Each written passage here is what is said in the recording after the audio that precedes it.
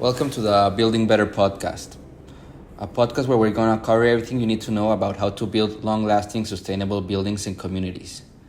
Thank you for joining us in one more episode. Today we have the huge honor of having Assembly Member for the 80th District, David Alvarez. Representing various San Diego neighborhoods and cities with over 15 years in government services, he founded Causa Consulting and has been active member of major public organizations, advocating tirelessly for economic and environmental justice. His dedication to community development and public advocacy remains unwavering. Influenced by his early life and ongoing commitment to Barrio Logan, let's welcome David Alvarez. We're so excited to have you. Thank you very much for having me. It's great to be here. Thank you, David. So I wanted to know, for our listeners, a little bit about your background. Can you share like a brief overview of your role as an assembly member and your involvement in housing policy in San Diego? Absolutely. And it might make sense to share a little bit about how I got to what I'm doing, which is, I'm working in government, trying to make laws that will help make California and San Diego a better place to live. But my journey to where I am today is very unexpected because I never thought I'd be in politics. I never thought I'd be in government. I actually studied psychology. My degree is from San Diego State University. I'm born and raised here in San Diego. My parents were immigrants to this country. They came here with the same dream and aspirations that have made our country what it is, of a tapestry of cultures from throughout the world. They came from Mexico as immigrants to give their family a better life, opportunity for a better life. And I was blessed to be born here in San Diego and born and raised in the Barrio Logan community, which is traditionally a Chicano, Latino, Mexican American community here in San Diego, the historic sort of center of that community. And even though there were a lot of struggles, I was raised very, very poor. My parents didn't have an education at all. So they worked minimum wage jobs at the local restaurant, fast food chain restaurant. My dad worked as a farm worker and later in life as a janitor. So we didn't have a lot, but my parents really, like I said, were looking for us to have that opportunity. So I was able to go to college. I was the first one in my family to go to college and graduate, and then the first one to get involved in government and in politics through an experience I had in a fellowship. So here I am now. First, I served as a San Diego City Council member, working, as everybody knows, in their neighborhoods. The people who can impact them the most very directly are your city council members and your mayors of your cities throughout our country. That's the way our system of government is really set up. So whether it's making sure you have good parks or good fire police response, that your streets are taken care of, that you have public libraries and other public amenities that really matter to families. That's the work that I got to do on the San Diego City Council for 8 years. But one of the things that we constantly saw was a problem, and really it goes back to quite many years, was the housing cost and the inability for people to afford to live in San Diego. And so it's something that's really been important to me. Going back now about 25 years ago, a little over 25 years ago, when I was my last year of high school, the home where I lived was purchased. And so my parents and I had to move out. My parents had to go live with my sister, actually, for about 6 months. And I was able to go and live with a family friend from literally from childhood. They were kind enough to allow me to stay in their home, but for 6 months, we didn't have a place to call home. And so for me, the issue of housing goes back to much more than just the last few years. It has been something that's been really becoming a problem in San Diego. And so now I get the chance to work on statewide laws, policies, regulations that hopefully make it easier for housing to be attainable and achievable for Californians in the future. And we can definitely talk more about that. No, I think that's a great topic to get into. Like, in your experience, what do you see as the biggest challenge for San Diego when addressing the current housing crisis? I want to start off by saying that the housing crisis is not just about people finding a roof over their head. That is absolutely vital and important. But it really comes down to is in California and in San Diego, do we want to continue to be a land of opportunity for people? A place where people decide to move in to bring their talents, to bring their skills, to bring their innovation, to create an economy that is today, California is the fifth largest economy in the entire world if it was a country on its own. If we want that kind of California, if we want that kind of progress, if we want opportunities for people into the future, as opposed to what we are hearing now, which should worry all of us, which is that people are looking to go elsewhere. They're looking to leave California to find opportunities in other places, meaning we are losing talent, we are losing skills, we are losing people who can provide so much to our state. If we want to be that California, if we want to be that San Diego, we have to make sure that we provide housing opportunities that are accessible for people of all income levels. California is very diverse in its sectors, it's very diverse in its people, and it's very diverse in its economy.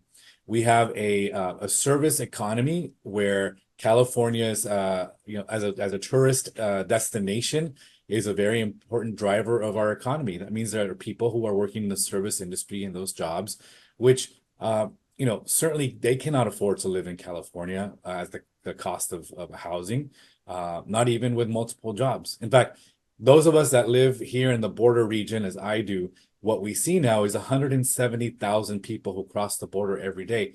The vast majority, the statistics are, and the data is very overwhelming here, that the vast majority of the 170,000 people who cross every single day from Mexico into San Diego are coming to work. And they're living in Tijuana because they can no longer afford to live in San Diego. In fact, they're actually raising even the price and the cost of living of Tijuana. That is the compression that is happening when it comes to housing costs. And it's something we have to address in order to be able to be a competitive state to continue to grow and continue to thrive, economically speaking. No, that's a great point you bring up, and it is definitely true. Tijuana now it's the most expensive housing in all of the country in Mexico because of what you're saying of the American people having to move across the border so they can afford a housing. And what policies or legislations have you been trying to address to put the housing crisis? Like I know in San Diego they have the ADU bonus program, which allows you to build unlimited ADUs. And I was reading that you're trying to bring that to the coastal areas, which is not allowed to even increase the density of housing in those areas as well, so we can lower the cost. Yeah, I'll talk to you about first what I did when I was on the San Diego City Council, because I was there from 2010 to 2018, where we really focused on making it easier to build. In fact, I published in 20, I think it was 2019 when I left, or it could have been 2020. I don't remember the exact year. A few years ago, I published an article because I actually am trying to help with myself with the housing crisis. I took on the challenge of building ADUs in my backyard. I have a very, very small, limited lot, but some room in the backyard. And so I started to build ADUs, and through the process, I learned how difficult it was. And so I actually wrote a piece that was published, which was titled something to the effect of, I worked on making it easier to build a housing, and it's still difficult. Because unfortunately it continues to be, and we need to break down more barriers and make it simpler and easier for people, everyday people who live in our community, who have a backyard, who want to contribute to the housing crisis, who think it's it's okay to build in their own backyard. It's really not that simple to do, and so we've got to make it easier. So that's point number one. I want to talk about how we have done that in San Diego. San Diego is actually, believe it or not, for as expensive it is, and I know we just saw not long ago that we broke the $1 million mark for the cost of a home in San Diego. It is expensive to live here, but believe it or not, it is doing much better than many other parts of the state, because I get to see all that from Sacramento and what's happening throughout the state. And we are really trying aggressively to build housing to meet the needs. So from a state perspective, you asked about what's happening on the coast. And this is really something that's really kind of a political, very, very difficult thing to do. Many years ago, in California, we passed laws that said along the coast of California, and California, it runs very long from north to south. And so we have a wonderful, wonderful thousands of miles of coast that we are very proud of. Well, California decided, let's protect the coast and let's not allow it to be built and developed in a way that we've seen, unfortunately, happen in many other beach areas. And not to pick on Miami, but Miami always comes up as an example. We do not want to create high rises all over our waterfront. And that was the right thing to do. However, as the time has progressed, that the laws that we passed, which were well intentioned, are now being intentionally misused, I believe, to prevent housing from being built in some parts of California, specifically in the coast of California, so that we can allow the housing that needs to be built in those areas to be built. And so I do have a bill this year that is really focused on allowing density to be utilize the density bonus program, which is something that I know I worked on here in San Diego and at the state level, which basically allows a developer who is on a multifamily parcel to build additional units, a denser development project, if in exchange they build a few units that are deed restricted for affordable housing for people who are low income. And also they could do it for people who are middle income, because that's the other part that we're missing that I hope we talk about. We talk a lot about housing and affordable housing, and we do a lot in the regard for low income individuals, and we should, because we have that service industry that I talked about earlier in California. But we also need to talk about middle class, middle income housing, which is for more of the average Californian, your college graduate who can no longer afford to live in California. We want to keep that talent here. And so we got to build affordable housing. So that's what the density bonus law that I'm pushing on the coast area, because this law already exists and it applies to the rest of California, everything inland. It just has been prevented from being used on the coast, and we're trying to allow it to be used in the coast so we can build that housing that we need. No, I think that's great that you bring up the topic about the missing middle housing, which is a very common topic all over California, where we do have a lot of, well, a big inventory of housing for the lower income, and then we have the the skyscrapers, tall buildings, but there is this missing middle housing that has not been yet developed. And I've seen now San Diego is one of the first cities where they have programs to incentivize this type of housing with the complete community program. We're seeing areas like North Park and Hillcrest turning into single-family homes, from single-family homes into 8-story multifamily buildings. So is that like type of programs? Do you think that could be this type of programs can go beyond San Diego and go at a statewide level, where we can see more of these programs statewide? Yeah, I think so. I think the challenge that exists, and as a San Diegan, I've lived here my whole life. I never left to go live anywhere else. Obviously, visit a few cities where there's a lot more dense development and population. But for the most part, California, there's a lot of rural areas. We have major cities. We have San Diego, Los Angeles, San Francisco, San Jose, and those are certainly major metropolitan areas. But there's a lot of California which is not like that. And I've now come to learn that as someone who travels to Sacramento every single week to go to the Capitol and talk to my colleagues from other parts of the state who represent and are elected to represent those other areas. And they're in different situations. I just say that because California is very different. And so I think we want to respect the fact that there are different parts of California, but certainly in urbanized communities, areas like San Diego, that are major cities, we need to find more incentives and make it easier to build more housing in areas where we already have, for example, transit, we have infrastructure, we have highway systems, we have the things that we need in order to connect us to get people to and from work, which ultimately that's why our public infrastructure exists, to get people from home to their place of employment. In areas where that exists and it's robust in our major cities, that's where we need to be incentivizing this development. That's where the growth needs to occur.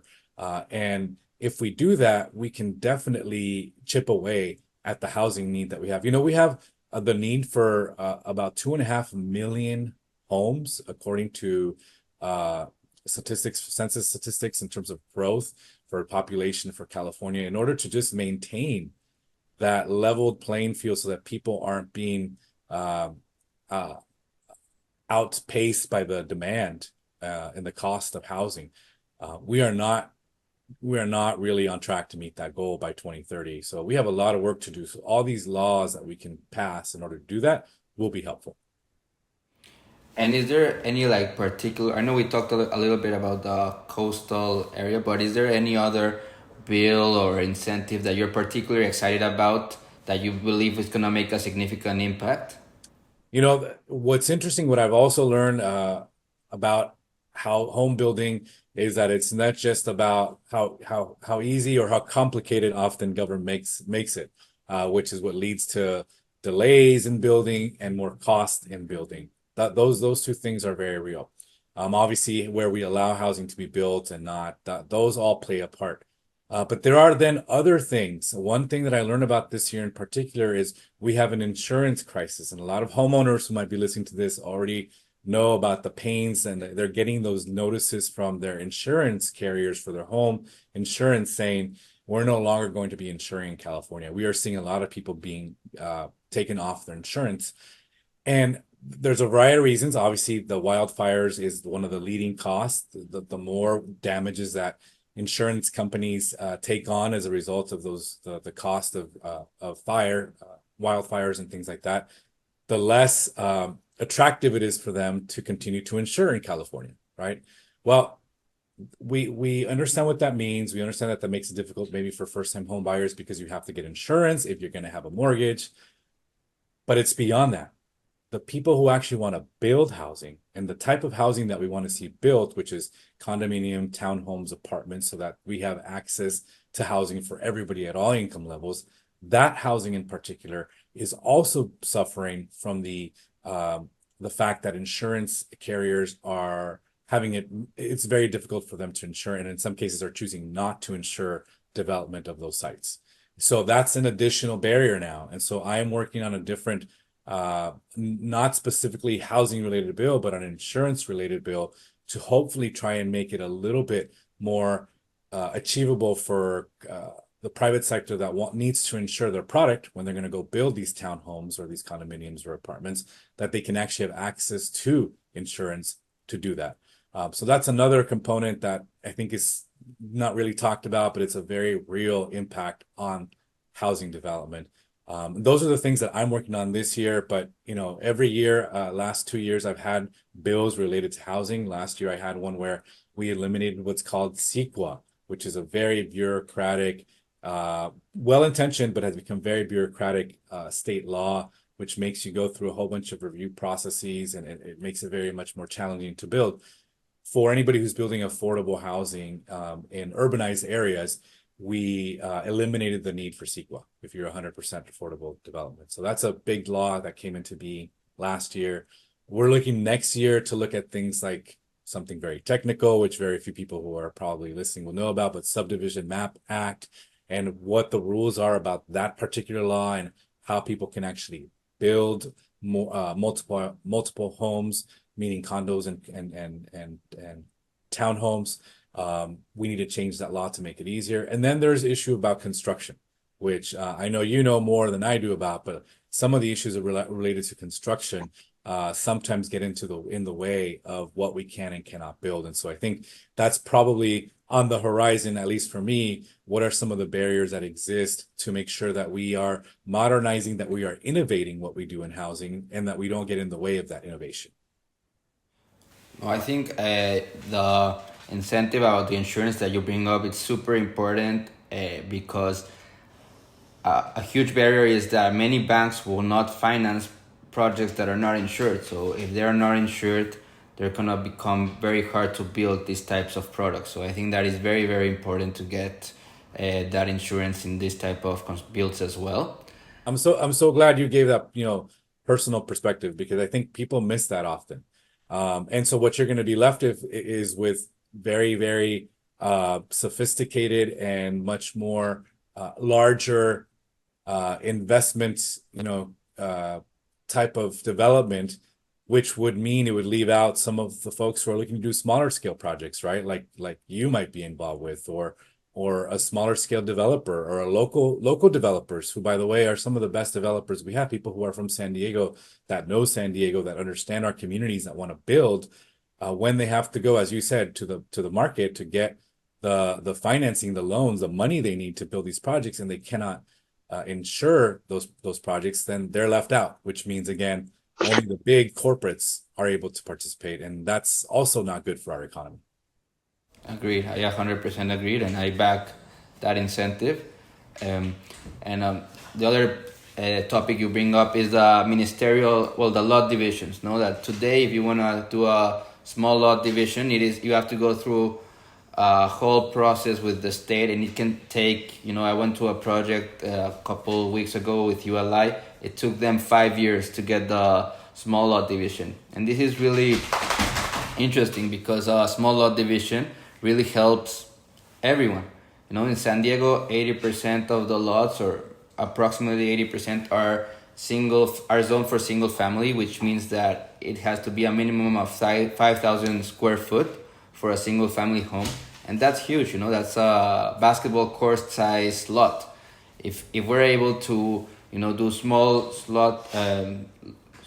slot divisions, it could help everyone, right? Because by doing a small lot subdivision, you increase the housing density, but you also increase the property tax for the city. They're gonna get now 5 lots that receive the property tax, and you increase the density, by which you would eventually lower the cost of housing, but also the people that own these lots are gonna increase the value of their property. So people that have been in these lots for a very long time will increase their lot value as well. Yeah, this is exactly what we're looking into talking about next year. Anything that creates uncertainty and length in building housing means it's going to cost more. Always, it's going to cost more. And so when you talk about a 5-year process for subdivision, when you talk about a 2, 3, 4, 5-year process for the Coastal Commission to review applications to allow development to happen on the coast, when you talk about, in some cases, cities who are just dragging their feet, and in some places, and we don't have this in San Diego. I think we're really lucky that we have a city that is focused on making sure we produce housing to meet the needs of our growing population and of the future. But we can't do it alone. We just do it alone. That means we keep all the pressure. California as a whole needs to do this. And so we need to make sure that cities are processing things in appropriate timeframes. We've passed laws around expediting and making sure that if things don't get processed, then they get approved. More ministerial versus more administrative and other processes that are not, as we call, over the counter, or you submit and you get a response without having to go through a lengthy hearing process where you have to hire people. Again, more money, all these things we talk about, all these barriers, it just means more money.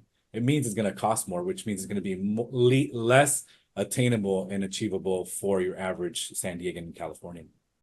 The other point that you bring up, which is so excellent about the subdivision, is opportunities for home ownership. We don't talk about that enough in government, but I think the more you talk to real people about what they want to see, people want housing opportunities, yes, that are affordable, but they also want to enter what is truly, at least for me, my parents never owned a home. My wife and I bought our first home when we got married.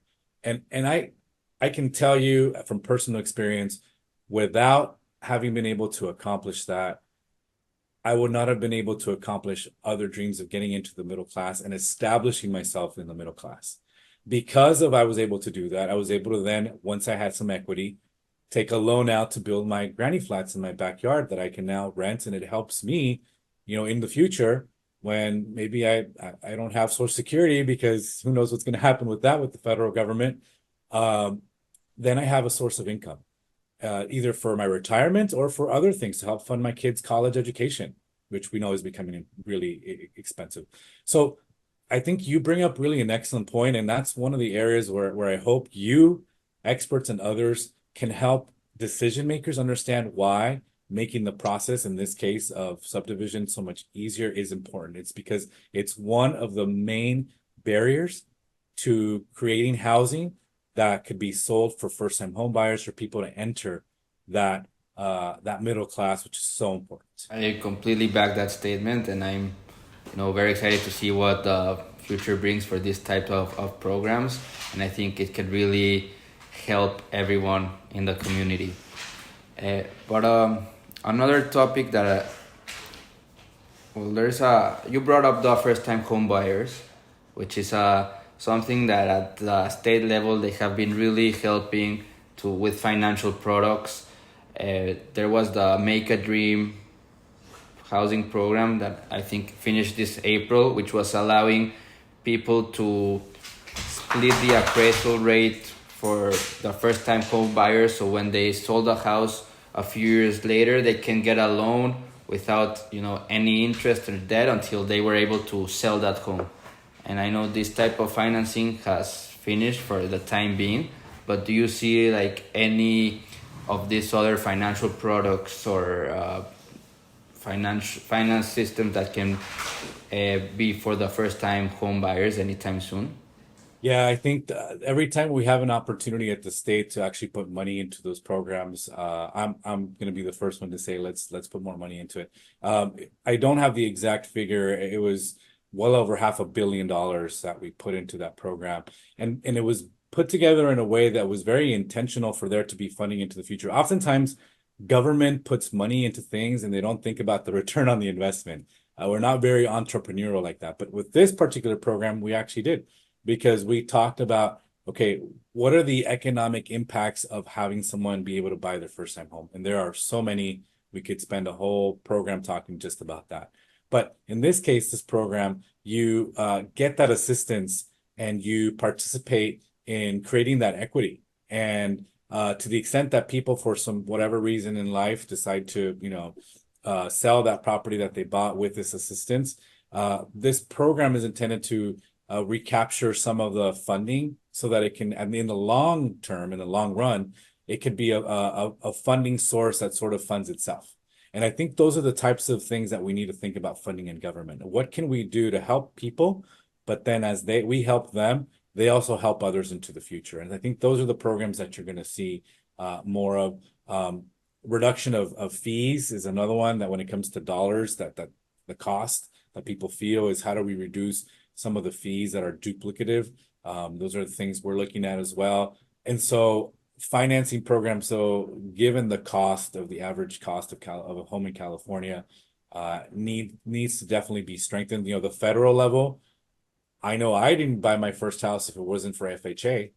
And I know there was a lot of people who are in the same situation. But now when the cost of house is $1 million, 3% down payment isn't what it used to be. It's $30,000 now.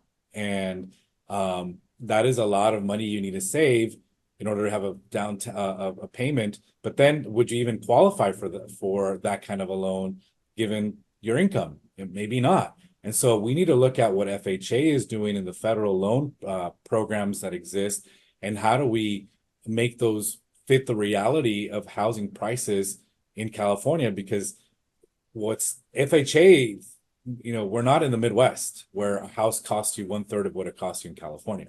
You can get a new house for $333,000 somewhere else that you can't get here. And so 3% and the typical FHA loans make sense for them, but they don't make sense for California. We need to get those updated. We need to have federal government also take action to support us. Oh, I agree. And another topic I wanted to bring up is, how do you see like a balance between sustainability goals and the urging for creating more housing? Because at the end, like the construction of the housing is one of the key contributors to climate crisis in terms of the carbon footprint embottlement, but also all the waste that goes into building home, new construction.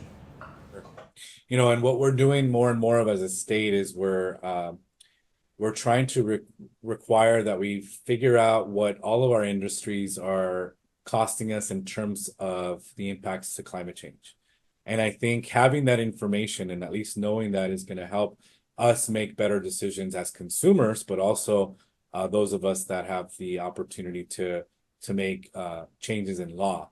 And so I think we're going to see more and more conscious, or conscious decision making on, okay, absolutely, we want to do right and make sure we build housing, but we also want to do right by the environment. And how are we not adding to the cost of and the impacts of climate change? And so I think this is like a new space, new area where it's going to be really interesting to see what innovative approaches and incentives we can provide in order to allow it to happen.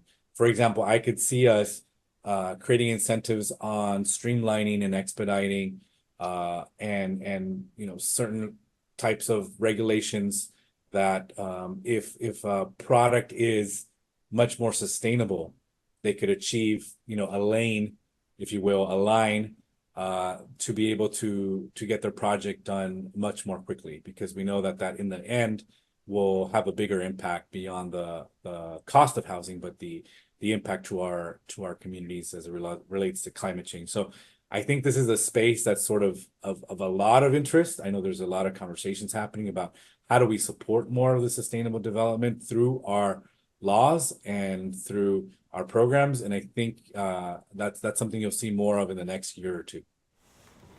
Yeah, I'm very excited to see that. I saw the first program come out at the state level last year, the California Build program, which is incentivizing up to $5,500 dollars per unit of single family homes and $3,300 per multifamily homes. And this at the state level, incentivizing projects that are for low income housing. But I do believe and I see a future where this is going to be for all types of housing, and the incentives would be much more interesting. The same way that the solar industry has been pretty much subsidized by the government, maybe we can see something like this happening for sustainable and green construction practices. Yeah, and I think it would be it'd be important for the community who is involved with sustainable development to help continue to educate all of us as lawmakers as to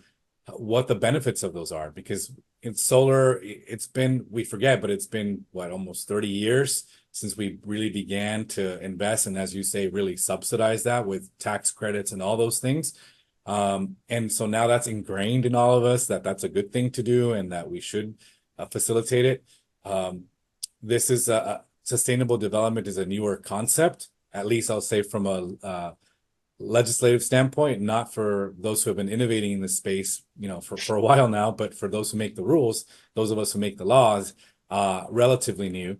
And so identifying what those positive impacts are and how that has a net positive monetary impact, as in addition to the positive impacts when it comes to climate change and what we're doing to combat that as California. I just think there's a lot there to continue to see in the future.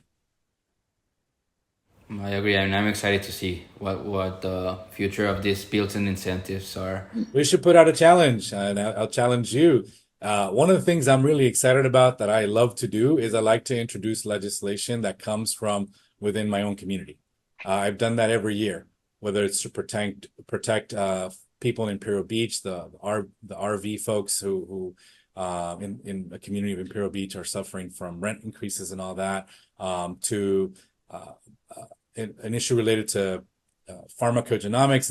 It's a medical industry issue that came from a young person, a young teenager actually from Chula Vista. We made that a law, to many others. And so on the housing front, I certainly want to hear more ideas, more innovation about how as a state we can continue to support housing for all, certainly affordable housing and sustainable housing. That is I always think of the legislative ideas in Venn diagrams. So you have your, you overlay circles, and wherever the sweet spot is where they all overlay and they all connect on affordability, on sustainability, and on housing, that's like a very sweet spot for us to do legislation, to do laws. And so I challenge you and others who can help us come up with ideas on what should we do? What kind of laws should we be putting into place? Should we be passing in California to continue to incentivize this kind of development?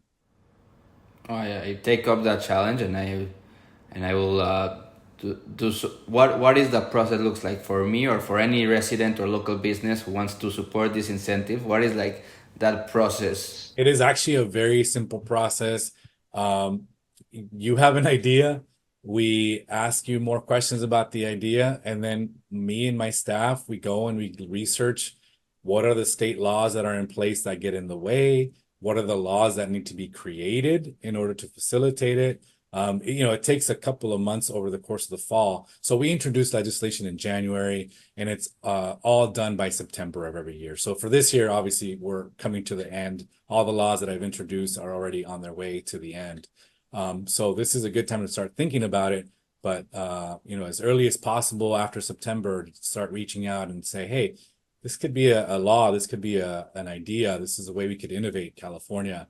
That's when we want to hear them. And then we'll just exchange in the back and forth. We'll keep asking you questions from a technical perspective, because you, in your case, you're the one who does sustainable development, right? I don't. I know a little bit about development, but I don't know about the specifics of sustainability. And so there'll be a lot of questions that arise, a lot of back and forth. That's the legislative process. That's how our democracy works in California.